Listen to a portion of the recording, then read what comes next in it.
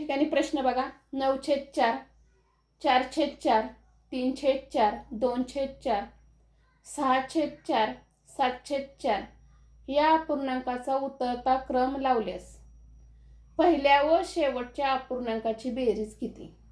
या ठिकाणी प्रथम आपल्याला काय करायचंय तर उतरता क्रम लावून घ्यायचा आहे. आता उतरता क्रम लावायचा आहे म्हणजे काय करायचं तर आपण पायऱ्याच्या प्रमाणे उतरतो त्याप्रमाणे काय करायचं आपल्याला उतरता क्रम लावायचा. म्हणजे काय होईल तर सर्वात आधी मोठी संख्या येईल. मोठी संख्या कोणती तर 9/4, त्यानंतर 7/4, त्यानंतर 6/4, त्यानंतर 4/4,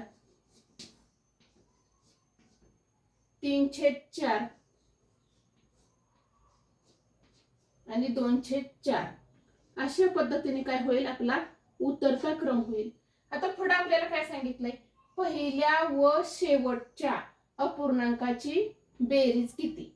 आता या ठिकाणी आपल्याला पहिला आणि शेवटचा अपूर्णांक काय करायचा घ्यायचा आहे.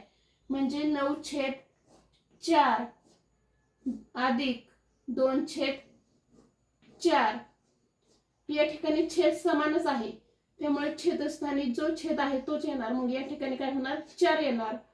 9 अधिक 2 11 म्हणजे या प्रश्नाचं उत्तर किती येईल 11/4 म्हणजेच पर्याय क्रमांक 4 हे काय होईल या प्रश्नाचं उत्तर येईल.